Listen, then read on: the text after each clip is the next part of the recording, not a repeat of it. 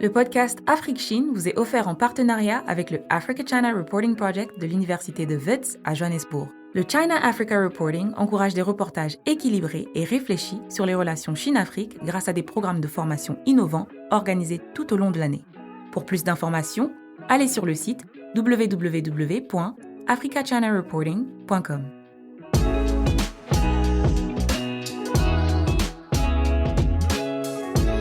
Bonjour et bienvenue à une nouvelle édition d'Afrique-Chine, votre podcast dédié à l'actualité de la présence chinoise en Afrique.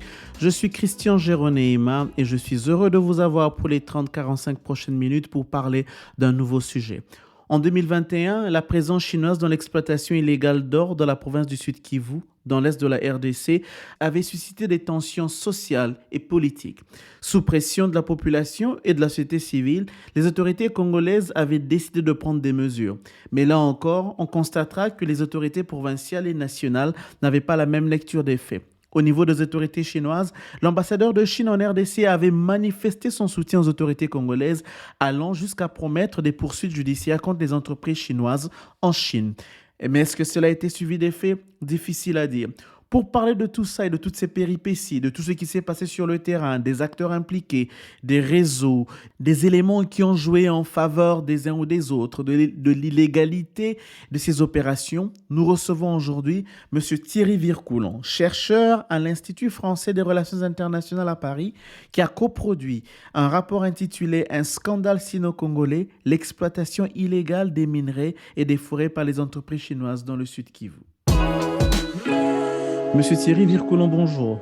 Bonjour. Comment vous allez? Je vais très bien et je vous remercie pour votre invitation. Oui, merci. C'est moi qui suis très heureux de vous recevoir et d'échanger avec vous sur cette question assez intéressante aujourd'hui. Vous avez récemment coproduit un rapport sur l'exploitation illégale de l'or dans la province du Sud Kivu, dans l'est de la RDC.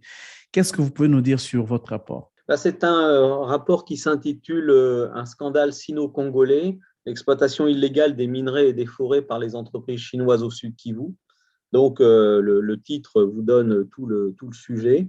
C'est une recherche qui a été effectuée à la fin de l'année 2021 sur les pratiques des sociétés minières chinoises au Sud Kivu et plus particulièrement dans le territoire de Mwenga. Qu'est-ce que vous avez trouvé lors de votre rapport? Quelles sont les conclusions que vous avez menées durant votre enquête? En fait, c'est une recherche qui est partie des plaintes des communautés locales dans le territoire de Mwenga qui, à partir du début de l'année 2021, se sont plaintes des pratiques des entreprises chinoises dans leur zone. Et donc, on a fait un travail de recherche pour comprendre ce qui se passait exactement dans ce territoire du Sud Kivu. Et on s'est rendu compte qu'il y avait 5 ou 6 entreprises chinoises qui s'étaient installées depuis 2020 sur des sites artisanaux miniers et qui faisaient une exploitation sans respecter la législation congolaise. Donc, par exemple, ces sociétés n'ont pas effectué d'études de faisabilité, qui sont évidemment obligatoires dans le cadre du droit minier. Elles n'avaient pas fait d'études d'évaluation sur l'impact environnemental de leurs activités. Et même, elles n'avaient pas de permis d'exploitation, mais simplement des permis de prospection. En plus, ces sociétés chinoises, certaines d'entre elles ont refusé de signer des cahiers des charges avec la population locale conformément aux droits miniers congolais. Vous savez que c'est un peu maintenant une pratique commune dans tous les droits miniers qu'il y ait des obligations de responsabilité sociale des entreprises. Et donc, elles ne satisfaisaient pas cette obligation contractuelle. Et les quelques entreprises chinoises qui avaient signé des cahiers des charges ne les mettaient pas en œuvre et donc aucun projet de développement n'était réalisé au niveau local. En plus, la législation du travail n'était pas non plus respectée. Il y avait beaucoup de problèmes de licenciement abusif et de manque de sécurité des employés sur les sites miniers. Et donc, il y a eu beaucoup d'employés congolais qui ont démissionné et qui ont déposé des plaintes contre leurs employeurs chinois devant le parquet de la ville de Kamituga. L'autre élément qu'on a trouvé, c'est la militarisation des sites miniers chinois. Les entreprises minières chinoises ont eu tendance à employer l'armée comme une société de gardiennage privé, alors que justement la loi congolaise interdit la présence des militaires dans les sites miniers. Mais là, on s'est aperçu qu'il y avait beaucoup de militaires dans ces sites miniers qui étaient chargés de la garde et de la surveillance et qu'ils commettaient évidemment des abus contre la population, c'est-à-dire des arrestations arbitraires, des séquestrations, des vols, etc. Et puis l'autre découverte qui est aussi assez problématique, c'est au niveau environnemental, avec d'une part le fait qu'il y avait des pollutions des eaux dans la zone. Et là, comme vous le savez, l'activité minière est très polluante. Il n'y avait pas de restauration de l'état des sites miniers après exploitation, c'est aussi une obligation après la loi. Et puis, il y avait même une exploitation anarchique de la forêt faite par ces entreprises minières qui profitaient du fait qu'elles vont dans la brousse pour creuser le sol, pour en même temps couper du bois et s'adonner à l'exportation de bois. Et puis, une fois que l'or était extrait dans cette zone, eh bien, on s'est rendu compte que son exportation se déroulait dans la plus grande opacité, sans traçabilité ni certification par les autorités congolaises, comme le prévoit la réglementation. Donc, au fait, on a découvert une très vaste gamme de violations des législations congolaises, qu'elles soient minières ou environnementales, ou même en ce qui concerne la législation douanière. Voilà les conclusions de notre rapport. Rapport très fascinant et des conclusions très intéressantes, en effet, parce que ça fait déjà plusieurs années que la société civile congolaise, spécialement celle de la province du Sud Kivu et celle de l'Ituri aussi, se plaint et dénonce la présence illégale des exploitants chinois sur le terrain. Ils dénoncent très souvent l'utilisation de drague dans des zones d'exploitation artisanale qui sont réservées pour l'exploitation artisanale, un usage qui tend à créer une tension entre les communautés locales et les compagnies chinoises. Des compagnies chinoises que vous avez trouvées sur le terrain, sont-elles de grosses compagnies chinoises ou bien sont-elles beaucoup plus de compagnies chinoises d'acteurs privés que vous avez remarqué? Quelle est la différence entre ces compagnies chinoises et les compagnies chinoises que l'on remarque ailleurs dans d'autres provinces de la RDC, notamment dans le Katanga?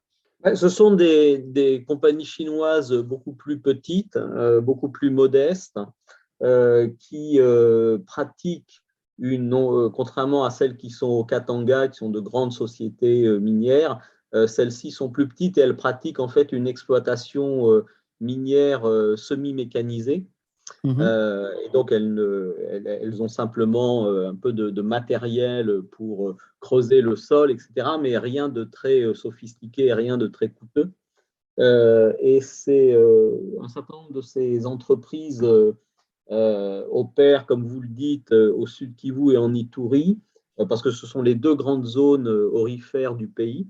Et elles ont pénétré, si je puis dire, le secteur aurifère congolais de manière assez anarchique. Et c'est vrai qu'elles se distinguent d'autres grandes sociétés minières qui sont au Katanga, où là, vous avez un secteur minier industriel et qui est le Katanga représente le secteur minier le plus développé, le plus industrialisé du pays. Les secteurs miniers que vous avez dans les Kivu et en Ituri, c'est surtout un secteur minier artisanal. Et il y avait quelques grandes sociétés minières qui se sont implantées, notamment Banro, qui était une société canadienne qui s'est implantée au Sud Kivu, mais qui a fini par partir il y a quelques années. Et maintenant, c'est une société chinoise d'ailleurs qui a repris la concession de Banro. Donc, ce sont en effet des sociétés beaucoup plus modestes qui opèrent dans le secteur aurifère par rapport à celles qui opèrent dans le secteur du cuivre et du cobalt au Katanga. Un des problèmes qui revient souvent lorsqu'on parle avec les communautés locales et les problèmes qu'elles dénoncent souvent, c'est le fait que ces compagnies chinoises semblent bénéficier d'une protection soit au niveau local, soit au niveau national, parce qu'elles n'arrivent pas à comprendre que depuis des années, qu'elles dénoncent ce genre de pratiques, qu'elles dénoncent leur présence, mais ces compagnies chinoises continuent de grandir et de prospérer. Dans votre rapport, vous avez mentionné le fait qu'il y ait la présence des militaires sur des sites miniers qui protègent justement ces compagnies. Qu'est-ce que vous avez pu trouver sur les complicités locales ou au niveau régional qui puissent expliquer la présence de ces compagnies dans ces provinces-là? Alors, oui, ce qui est très intéressant dans ce rapport, c'est qu'on a mis en lumière la méthode des entreprises chinoises dans le secteur aurifère. Et leur méthode, c'est d'une part donc d'obtenir des permis de prospection légalement, en passant un contrat avec les autorités congolaises, et en même temps en passant un partenariat avec des coopératives minières locales qui, Mhm. elles, ont des droits d'exploitation. Ces coopératives minières congolaises sous-louent en quelque sorte leurs droits aux entreprises chinoises, et c'est sous le couvert de ce partenariat que ces entreprises chinoises opèrent. Et là, c'est un point très, très important qu'on met en évidence dans le rapport, c'est que, et c'est pour ça qu'il y a un conflit entre les sociétés chinoises et les communautés minières locales, c'est parce que ces sociétés chinoises pénètrent dans le secteur minier artisanal qui est censé être réservé aux Congolais. D'après la législation congolaise, un certain nombre de zones minières artisanales qui sont définies. Et dans ces zones minières artisanales, seules des coopératives minières congolaises peuvent opérer. Et là, on voit dans le territoire de Mwenga qu'en fait, sous couvert de ce partenariat, ce sont des entreprises chinoises qui opèrent et qui sous-louent les droits des coopératives congolaises. Donc, ça suppose en effet des réseaux de corruption assez importants, d'une part pour passer ces contrats, et d'autre part aussi pour éviter les contrôles administratifs, fiscaux et douaniers, puisque, comme je l'expliquais tout à l'heure, ces entreprises sont en contradiction avec le droit congolais. Et donc, c'est ça la méthode de pénétration. Ça consiste à obtenir un permis de prospection, à passer un partenariat avec des coopératives minières locales et comme ça à commencer à exploiter des sites dans le secteur minier artisanal. Mais à quel niveau intervient alors la présence militaire, la présence des FRDC? L'année passée, il y avait eu des situations où effectivement, il y a eu où des sites miniers avaient été attaqués par des groupes armés, bien et même par des communautés locales, mais il y avait eu la réaction des FRDC pour protéger ces sites miniers. Il y avait eu le reportage qu'avait mené Alain Foucault avec les autorités minières congolaises, où ils avaient dit rencontrer un obstacle de la part des sociétés minières qui leur refusaient l'accès parce qu'ils étaient protégés par des officiers militaires, par des officiers de l'armée congolaise. À quel niveau, justement, interviennent maintenant la présence de ces militaires dans les exploitations illégales avec les Chinois? Alors, elle est très importante, cette présence militaire pour ces entreprises, parce que dans la zone de l'Est congolais, c'est-à-dire grosso modo du sud Kivu à l'Ituri, la zone est insécure et il y a beaucoup de groupes armés. Donc, les entreprises minières qui opèrent dans cette zone ont besoin d'une protection et c'est pour ça que, comme je le disais, elles louent les services de l'armée congolaise pour les protéger, ce qui est tout à fait illégal, mais qui leur paraît nécessaire.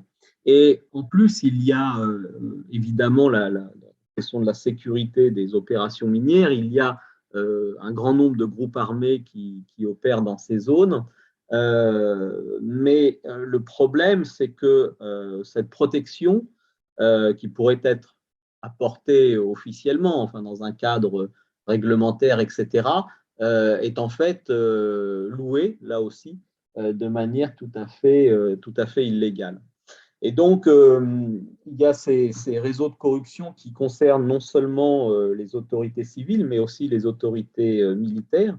Au premier chef, les autorités militaires, parce que ce sont des zones qui sont dangereuses et où les sociétés étrangères ont besoin d'une protection.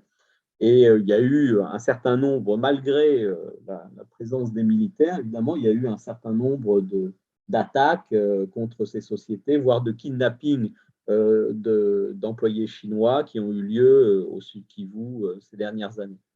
Donc, c'est ça, c'est pour ça que les militaires sont très sollicités par ces entreprises minières pour les protéger, mais ces partenariats sécuritaires sont tout à fait illégaux. Mais est-ce que finalement les militaires ne trouvent-ils pas un intérêt à ce que la situation perdure?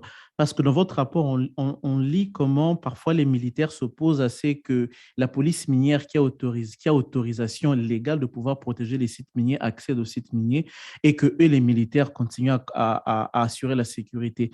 Finalement, y a-t-il pas une situation où les officiers militaires, les officiers de l'armée sont complaisants et voudraient bien que la situation continue?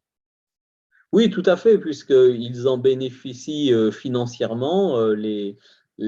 Comme je le disais, c'est un système de location, en quelque sorte, des services de l'armée congolaise par les entreprises minières. Et donc, les militaires sont payés pour ce service. Donc, ils en bénéficient. Ce qui s'est passé à la fin, parce que ce scandale a fini par éclater l'année dernière et la conclusion de ce scandale des sociétés chinoises minières dans le territoire de Mwenga, c'est qu'à la fin de l'année dernière, le gouverneur du Sud Kivu a été destitué par l'Assemblée provinciale, le vice-gouverneur a été rappelé par Kinshasa et le général commandant la région militaire a aussi été rappelé. Donc, on voit bien que le réseau de corruption était au niveau provincial on voit bien qu'il impliquait également des militaires. Il y avait eu en effet un bras de fer entre les autorités provinciales et nationales autour de cette question. On se souviendra qu'à un moment donné, les autorités provinciales accusaient les autorités nationales d'être en complicité avec les acteurs miniers chinois dans le Sud Kivu parce qu'ils ne comprenaient pas que lorsqu'ils devaient intervenir sur le terrain, ils constataient très souvent que les compagnies chinoises bénéficiaient d'une protection venant de hauts lieux, comme ils le disent souvent, venant de Kinshasa, qui faisait que les autorités provinciales ne pouvaient pas réagir. Et c'est la même accusation, d'ailleurs, qui venait des autorités de Kinshasa vers les autorités provinciales, pour qui elles disaient seule la complicité des autorités provinciales sur le terrain peut expliquer la longévité de ces exploitations illégales dans la province du Sud Kivu. Comment, avec votre recherche, comment la communauté comment les communautés locales ont-elles réagi face à cette situation, surtout face à l'impuissance des autorités provinciales de mettre fin à ces exploitations?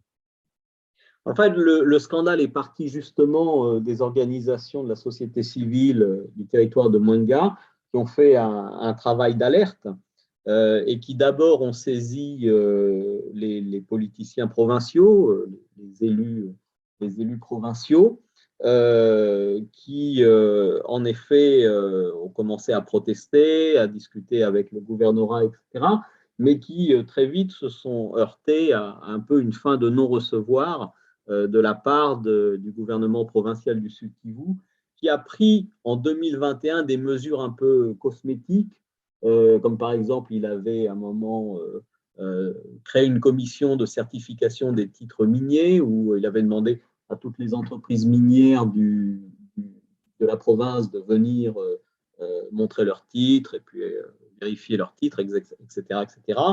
Mais c'était resté tout à fait cosmétique. Donc, il y a eu ce blocage, comme vous dites, au niveau provincial, mais le dossier est quand même remonté au niveau national et il y a eu plusieurs commissions d'enquête, donc une commission d'enquête du Parlement provincial et puis après une commission d'enquête du Parlement national et même une commission d'enquête de la FEC, la Fédération des entreprises du Congo, qui ont fait que tout ça a fini le dossier a fini par remonter au ministère des Mines, qui en effet a désavoué les autorités provinciales, et puis même au niveau du Premier ministre. Et c'est une fois que le dossier était remonté au niveau du Premier ministre que en fait, des sanctions dont je parlais tout à l'heure ont été prises contre les responsables provinciaux et qu'il y a même eu une demande d'explication à l'ambassade de Chine. Et donc, on voit que ce qui a été fondamental, c'est en effet le travail d'alerte des organisations locales, mais que ce travail a été compliqué et a pris à peu près 1 an pour avoir des effets, c'est-à-dire que pour que le dossier remonte au plus haut niveau de l'État, au niveau du Premier ministre, et qu'il y ait une réaction politique. Et donc, ça a pris du temps, mais finalement, il y a eu une réaction politique grâce à la mobilisation locale. Très souvent, lorsqu'on parle du Sud Kivu, même pas du Sud Kivu uniquement, de la région de l'Est de la RDC, on parle insécurité, comme vous l'avez dit tout à l'heure. On parle ressources naturelles, notamment de l'or. L'or qui, justement, par la facilité de son exploitation, permet de financer certains groupes rebelles. Est-ce que vous avez pu établir un lien ou bien une connexion qui existerait entre ces exploitations illégales chinoises et certains groupes armés sur le terrain? Non, on n'a pas pu établir un tel lien. En fait, comme je vous le disais, il y a eu, et depuis qu'elles se sont implantées en 2020, ces entreprises chinoises ont eu un certain nombre de problèmes de sécurité, ils ont eu des braquages, ils ont eu des kidnappings, etc. Dans le cadre de ces kidnappings et braquages, il n'est pas impossible que des groupes armés aient été impliqués. Mais on n'a pas trouvé, en tout cas, de lien de partenariat entre les groupes armés et les entreprises chinoises. Qu'est-ce que vous pouvez nous dire davantage sur l'exportation de ces minerais? Parce que dans votre rapport, vous le mentionnez, ces minerais ne sont pas tracés, ils ne repassent pas par Kinshasa, évidemment, et les autorités congolaises dites provinciales ne peuvent donner un chiffre exact sur les exportations de l'or qui se font dans les provinces du Sud Kivu, dans la province du Sud Kivu. Qu'est-ce que vous pouvez nous dire sur le réseau qu'ils utilisent pour exporter cet or et vers quel marché justement ils envoient cet or? C'est là que ça devient assez compliqué. La législation congolaise prévoit que l'or et d'autres minerais soient certifiés et tracés. Ça fait suite notamment à une législation américaine et puis après à des recommandations de l'OCDE au gouvernement congolais il y a plusieurs années de cela. Le problème, comme on l'a découvert dans notre rapport, c'est que les entreprises chinoises exportent sans respecter cette réglementation. Et du coup, comme on est dans le flou, eh ben, on ne sait pas vraiment vers où elles exportent. Mais par contre, ce qu'on sait, c'est que pour qu'elles exportent, elles ont forcément besoin de la protection des réseaux de corruption dont j'ai parlé pour éviter justement les services douaniers et les services fiscaux. Et les services fiscaux enquêtent un peu sur ce qu'elles font. Et donc, à un moment, si je puis dire, l'opacité de leur système est assez forte et ne nous permet pas de savoir quelle est la destination finale de cet or. Il y a eu par contre pas beaucoup, mais il y a eu un certain nombre d'études sur le secteur aurifère et ses exportations de l'Est du Congo. Et toutes ces études concluent au fait que la plupart de l'or va à Dubaï et que Dubaï est devenu, les raffineries d'or de Dubaï sont devenues la principale destination et le principal marché d'absorption de l'or de l'Est du Congo. Alors, on voit également que les pays limitrophes commencent à développer des raffineries d'or, mais historiquement, ça a été Dubaï qui a été le premier à raffiner l'or de l'Est du Congo. Et Dubaï représente encore, je pense maintenant, un marché extrêmement important. Merci beaucoup pour ces éclaircissements.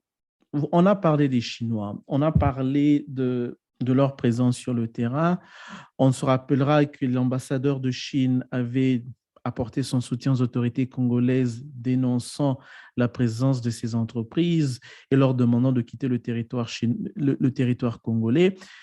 Est-ce que ces appels ont été suivis d'effets sur le terrain? Est-ce qu'aujourd'hui, on voit moins de présence chinoise sur le terrain ou bien ces appels, justement, ne sont restés lettres mortes? Écoutez, quand on a fini le rapport, il y avait eu en effet une réunion entre le Premier ministre et l'ambassadeur de Chine où l'ambassadeur de Chine avait dit qu'il prenait ce problème très au sérieux et qu'il condamnait évidemment toute entreprise qui ne respecterait pas la législation congolaise. Mais après ça, il ne s'était rien passé de particulier. Alors, je suis un peu gêné pour répondre à votre question 3 mois plus tard, parce que j'ai pas encore je voulais justement savoir ce qui se passait à Mwenga précisément, et j'ai pas encore eu les retours de ça, et je voulais notamment savoir si ces sociétés étaient parties ou non. Mais pour le moment, je n'ai pas la réponse. Oui, c'est une situation qu'il faudra suivre de très près parce que aux dernières nouvelles, il y aurait encore quelques sociétés minières chinoises sur le terrain, mais bon, quant aux conditions de leur exploitation, aux conditions de leur présence, il faudra que nous ayons beaucoup plus d'éclaircissements par rapport à ça. Thierry, après votre rapport, après ce que vous avez vu, quelles seraient aujourd'hui les solutions à à envisager justement pour régler les problèmes que vous avez pu constater? Je crois que cette affaire des sociétés minières chinoises dans le secteur de Mwenga est un peu un scandale exemplaire dont on peut tirer au moins 3 leçons. La première leçon, c'est qu'il y a un conflit entre les sociétés minières chinoises et les communautés minières locales, précisément parce que les sociétés chinoises pénètrent dans le secteur minier artisanal qui est censé être réservé aux Congolais.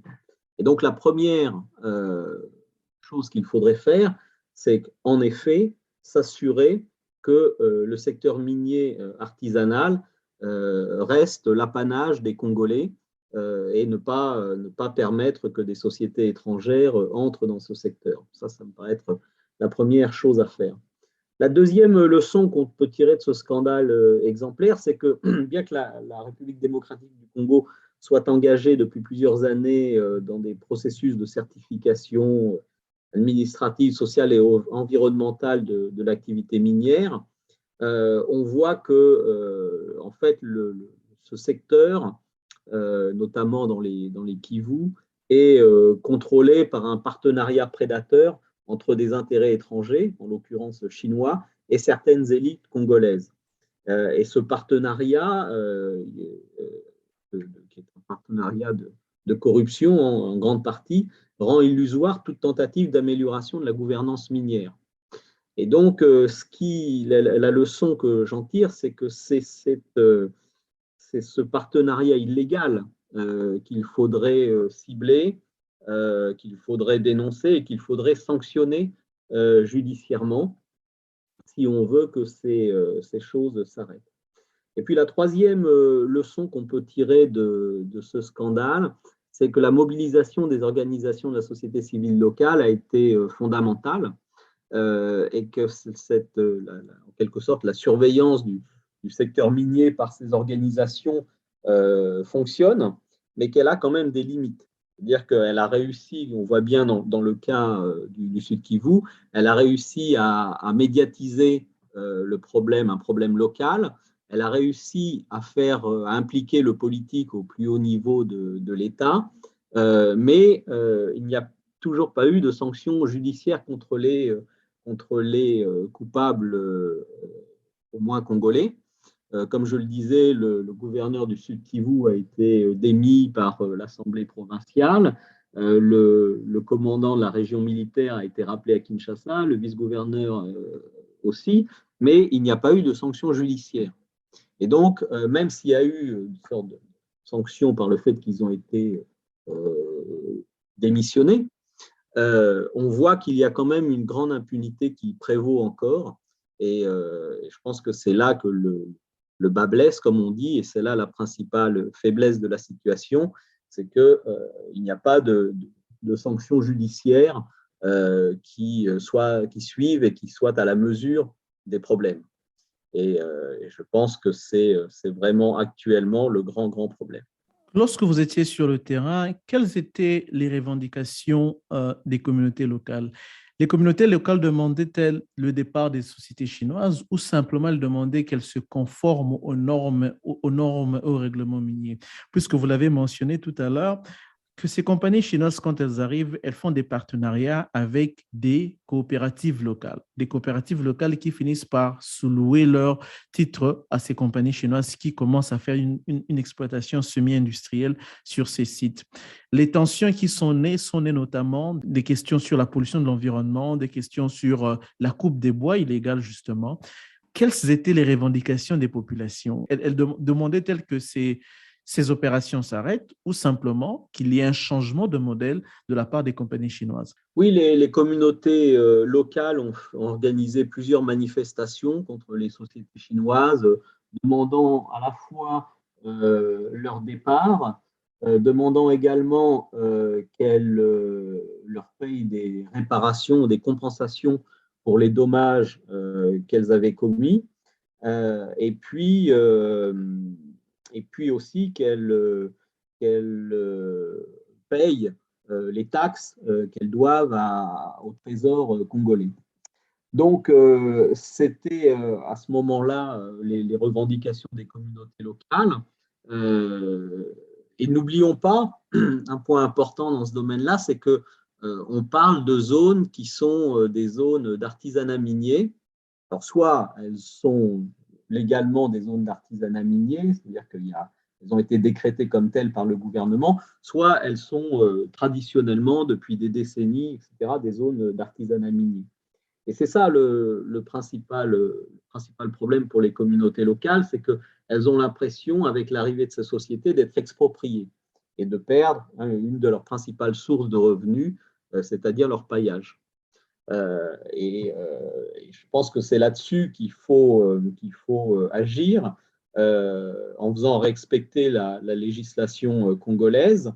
Il faut, la raison pour laquelle aussi ça pose un gros problème, c'est que les coopératives minières congolaises, très souvent, ne sont pas de vraies coopératives. Elles s'appellent coopératives, mais très souvent, ce sont en fait des propriétés de personnes individuelles qui emploient des Congolais pour creuser. Donc, ce sont en fait des entreprises qui s'appellent coopératives. Et donc, ce ne sont pas des coopératives au sens où c'est une propriété communautaire, en quelque sorte, une propriété collective. Donc ça, c'est aussi un des problèmes sur lequel il faut s'appesantir en RDC. Et c'est pour ça qu'il y a eu ces manifestations qui demandaient leur départ et qui critiquaient aussi les coopératives qui avaient passé des accords avec eux, parce que ces coopératives ne servent pas un intérêt collectif, mais servent très souvent des intérêts particuliers, et notamment les intérêts des élites locales, que ce soit les chefs traditionnels ou des notables locaux ou de grands hommes d'affaires locaux.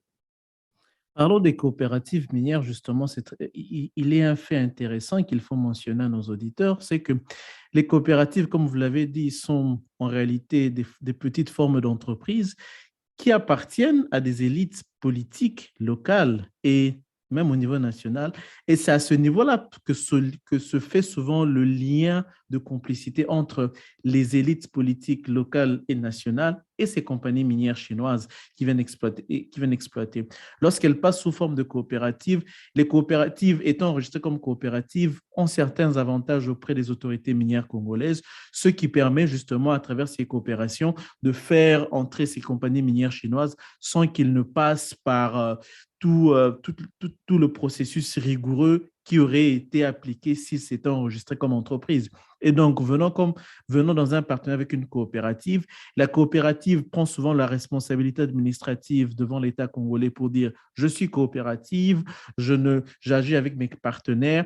Mais malheureusement, sur le terrain, on se rend très vite compte que nous n'avons pas là une activité artisanale, mais nous avons une activité semi-artisanale qui très souvent fait usage de produits chimiques, notamment le mercure, qui tend à polluer les eaux. Et je crois que vous en avez même parlé dans votre rapport. Oui, tout à fait. Et en fait, ce type de partenariat frauduleux on le retrouve ailleurs en Afrique. Parce que la question des zones artisanales minières, etc., se retrouve dans d'autres législations minières africaines. C'est un peu un système qui est assez commun, si je puis dire, de réserver une partie de l'activité minière à des coopératives locales. Et donc, ce problème qu'on a trouvé au Sud Kivu, on le retrouve aussi dans d'autres pays africains. Et c'est pour ça que la méthode, il est intéressant de dire que la méthode des entreprises aurifères chinoises est un peu toujours la même pour rentrer dans ce secteur artisanal, que ce soit au Congo ou ailleurs, c'est de faire ces partenariats frauduleux, à mon sens, avec des coopératives locales. Donc, si on veut vraiment contrôler et faire en sorte qu'elles n'entrent pas dans le secteur minier artisanal en Afrique, c'est là-dessus qu'il faut agir et c'est ces partenariats qu'il faut vérifier et examiner dans le détail. Thierry Vircoulon, merci beaucoup de votre participation. Si nos auditeurs veulent lire le rapport, s'ils veulent entrer en contact avec vous, où est-ce qu'ils peuvent vous suivre sur les réseaux sociaux, votre mail, comment ils peuvent vous joindre? Non, on peut me joindre sur le site de l'Institut français des relations internationales, l'IFRI, au www.ifri.org. C'est sur ce site que se trouve le rapport et c'est aussi par ce site qu'on peut m'envoyer un message. Merci beaucoup. Merci. Je rappelle à nos auditeurs que M. Thierry Vircoulon a coproduit un rapport intitulé « Un scandale sino-congolais, l'exploitation illégale des minerais et des forêts par les entreprises chinoises du Sud Kivu ». Il a produit en collaboration avec M. Justin Moueta Minois, qui est un membre de la société civile congolaise de la province du Sud Kivu. M. Thierry Vircoulon, je vous remercie. Merci à vous. Bonne journée. C'était là notre conversation avec Thierry Vircoulon, chercheur associé à l'IFRI. La question de l'exploitation illégale de l'or par les sociétés chinoises demeure un problème sérieux sur le continent. Comme on l'a vu dans le cas du Sud Kivu, la complicité des élites politiques et militaires, au niveau national comme au niveau local, est un facteur essentiel, voire déterminant dans l'existence et la pérennisation de la situation. À travers ces complicités, ces sociétés trouvent des relais de protection qui leur permettent de faire prospérer leurs activités en toute illégalité. Des cas similaires ont été recensés ailleurs sur le continent, notamment au Sénégal, au Mali ou encore au Ghana. Nous osons croire que des mesures plus sérieuses seront prises par les autorités africaines pour mettre enfin de l'ordre dans le secteur. Mesdames et messieurs, nous vous remercions de votre attention et n'hésitez pas à nous contacter pour des questions, des feedbacks. Rejoignez-nous sur les réseaux sociaux, suivez-nous sur Twitter, sur Facebook. On se donne rendez-vous la semaine prochaine pour un autre numéro de votre podcast Afrique-Chine où nous aborderons un nouveau sujet de la présence chinoise en Afrique. Merci de votre attention et restez connectés. Au revoir et à la semaine prochaine.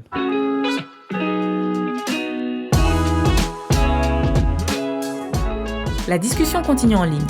Rendez-vous sur facebook.com/AfriqueChine pour partager vos réflexions et réactions sur l'émission. Et sur Twitter, AfriqueChine, Afrique avec un K, pour participer à nos espaces de discussion. Vous pouvez aussi suivre Géraud sur Twitter, sur Christian Géraud, en un seul mot.